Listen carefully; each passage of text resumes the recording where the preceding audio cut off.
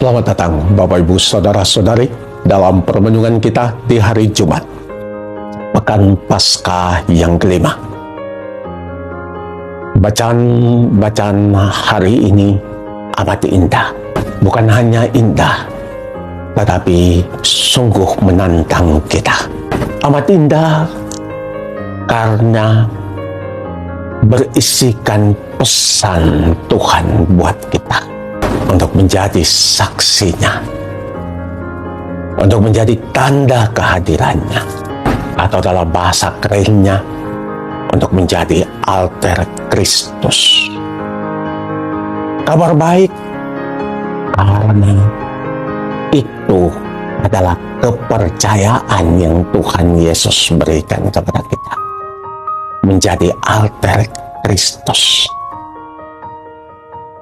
menjadi Kristus yang lain, menjadi another Christ.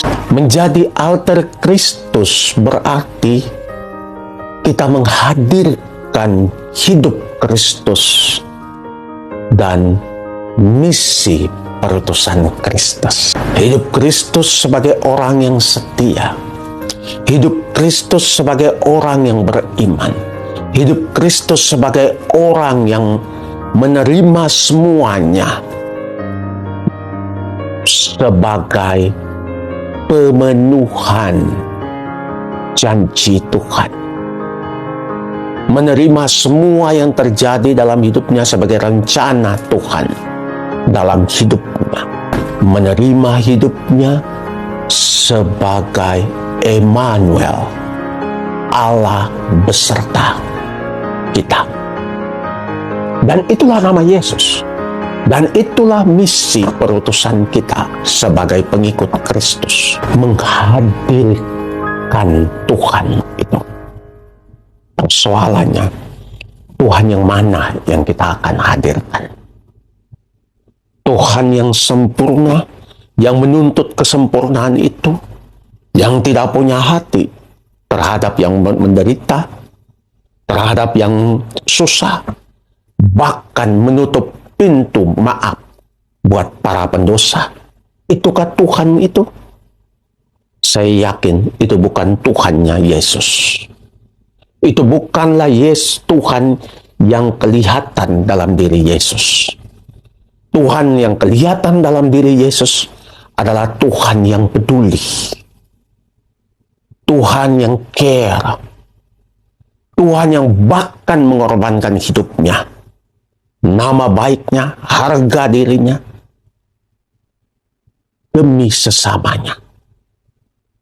Bahkan membiarkan tubuhnya menjadi najis disentuh oleh perempuan yang mengalami pendarahan, menyentuh jasad tubuh orang yang sudah meninggal, putra janda, dan juga Talita, berarti menjadi najis. Semuanya itu karena dia mau menampakkan, bukan cuma menampakkan, tetapi menghadirkan Allah yang peduli, yang care terhadap kita. Dan inilah wajah Allah dalam diri Yesus. Allah yang care, Allah yang peduli. Bagaimana bisa Allah itu bisa seperti Yesus? Pertama-tama dengan menerima kemanusiaan kita. Bahwa kemanusiaan itu bukanlah suatu hambatan bagi kita untuk menjadi putra-putri Allah, apalagi menjadi saksi kasih Allah. Kemanusiaan kita itu telah diberkati oleh Tuhan. Dari halaman pertama kitab suci, tubuh kita itu telah diberkati. Makanya tubuh kita ini kudus dan tak bercela di hadapan Tuhan. Tubuh kita ini adalah pemberian Tuhan sendiri. Tubuh kita ini dihidupkan oleh Allah, kasihnya, napas kehidupannya itu. Dalam diri Yesus kita belajar untuk menerima kemanusiaan kita. Bahwa kemanusiaan itu bukanlah suatu yang memalukan, tetapi menjadi dan bisa menjadi sarana keselamatan itu. Ketika kita mulai merasakan, melihat, mengalami sesama kita di dalam kerapuhan kita. Artinya, kalau saya tahu saya ini orang yang rapuh, kalau saya tahu saya ini bukan orang yang sempurna, kalau saya tahu bahwa saya ini orang yang sedang berjuang menjadi sempurna, makanya seharusnya juga saya bisa menerima sesama saya dengan segala kekurangan dan kerapuhannya. Di satu sisi, di sisi yang lain, karena saya bisa berhasil menjadi orang yang lebih baik lagi, menjadi orang yang kudus dan sempurna. Semua itu karena bantuan orang lain. Makanya adalah misi tugas perutusan saya untuk membawa orang lain juga menjadi sempurna. Mendorong orang lain juga menjadi sempurna dan kudus. Makanya kemanusiaan saya itu bukan menjadi excuse, alasan pembenaran bagi diri saya ketika saya jatuh, tetapi menjadi alasan untuk saya berbenah diri, merunduk di hadapan Tuhan dan memohon ampun di satu sisi, tetapi juga mengajak saya untuk juga berbelas kasih terhadap sesama yang rapuh, yang hancur. Makanya misi Tuhan yang dipercayakan kepada kita untuk menjadi altar Kristus itu hanya bisa kita jalani mengikuti teladan Yesus sebagai seorang manusia yang menerima kerapuhannya, tetapi membiarkan Tuhan bekerja melalui kerapuhannya untuk menjadi sarana berkat bagi orang-orang yang rapuh. Luar biasa, tak? Memang luar biasa. Tetapi Yesus mengingatkan kepada kita, jalan ini bukanlah jalan yang gampang.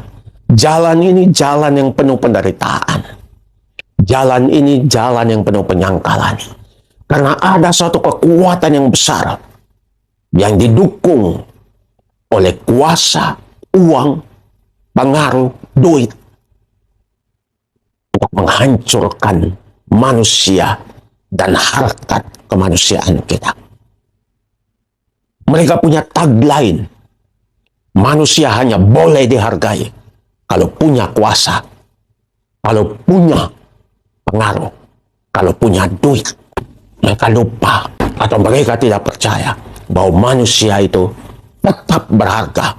Pun ketika dia tidak punya uang, ketika dia tidak punya kuasa, dia tidak punya pengaruh. Karena manusia itu adalah makhluk ciptaan Tuhan.